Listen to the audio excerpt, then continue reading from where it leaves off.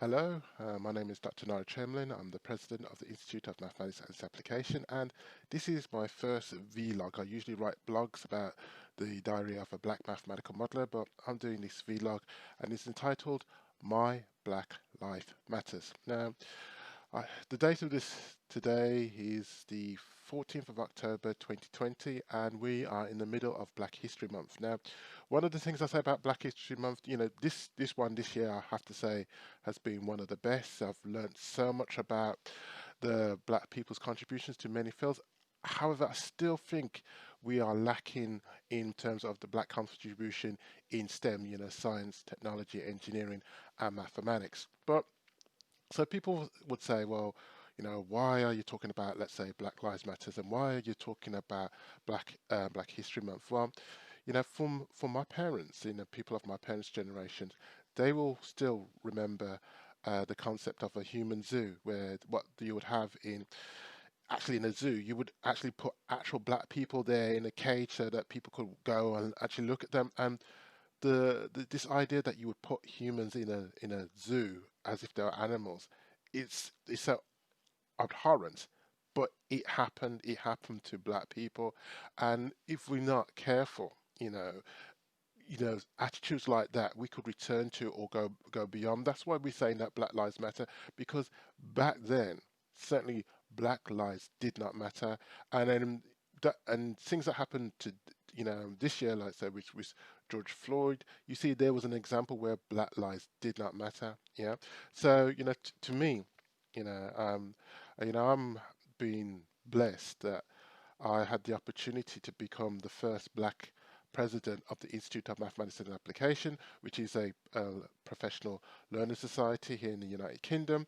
Now, I'm probably am the first black president of a major mathematical society in Europe. Yeah, so with that, there's that confidence that goes with that you can keep on moving forward. However, if somebody asked me the question, if I had a time ship, where would I go back into my life, and what would I say? Well, first things first, if I had a time ship, I would go back to the time when my parents told me this. My parents told me two fundamental things that were important to develop my mathematical career. First one was that I had to work twice as hard and be twice as good. So that was my parents telling me at a young age, I think I was less than 10, that really and truly that society, you're gonna face inequality. You're gonna face injustice. Things are not going to be fair because of the color of skin. And you have to, if you want to be who you want to be, you may have to work twice hard and be twice as good to get where you want. So if you find something that you have a passion about, work twice as hard and be twice as good. And and so that was my parents from the Windrush generation, came from Jamaica. Remembered Jamaica during the British Empire time, and actually was seeing the inequalities there. And what they want, as all parents, we want a better future for our children. So I would want to go back to that time when my parents told me that, and I say to them, thank you. But also what they said to me was, and this is more relevant to mathematics, they said, you don't need anybody's permission to be a great mathematician. Now, that motto has stayed with me and stayed with me. And one other time I'd like to go back to is, I like to go back to the time when I saw my career teacher when I was at my secondary school.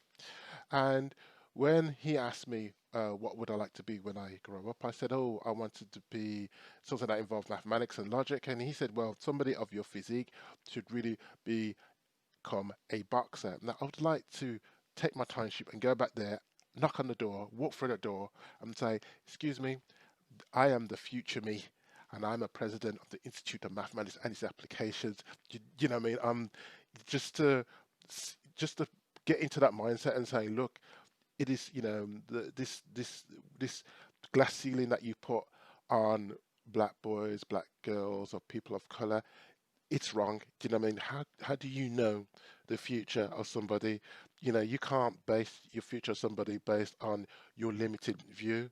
And thing is, end of the day, you're in a position of influence, and respect. You know, you're as a teacher, you're there to inspire. So that's why Black History Month again is important. It's to show the Black contribution to many fields, so that people can know.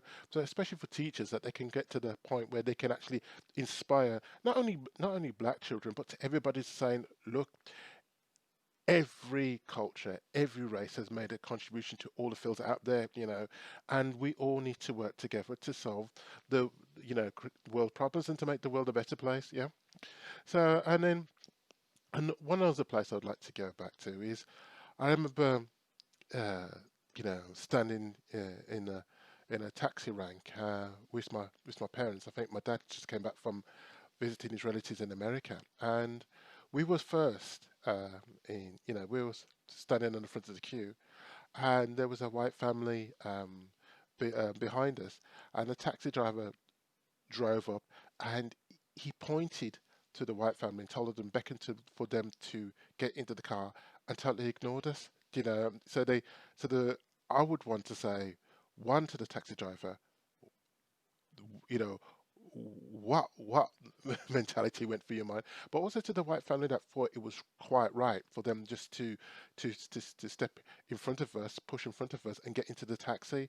And but see, that is very synonymous of what's happening today. It's like people will see things going on today, and there's this thing that says no bystanders. For that family, they saw what was going on, they knew what was wrong, but they turned a blind eye.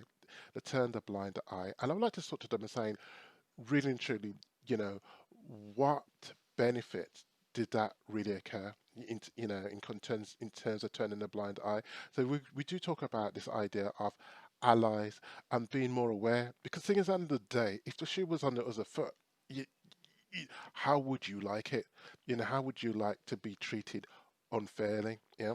Now, one of the things I do is I put on a talk called "The Black Heroes of Mathematics," and I've been doing this for over 5 years, and it's probably one of my best talks, and I've heard it's probably one of the most inspirational math talks out there.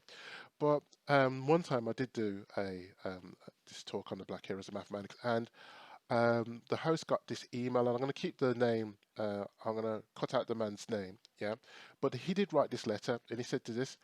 I'd like to reach out to the organisers and to Dr. Chamberlain for such a stimulating webinar. I have remained a maths fan for for my whole of my adult life, and I was excited by when Terence Tao almost proved the Collette's conjecture, but I do not spend my spare time trying to trisect an angle.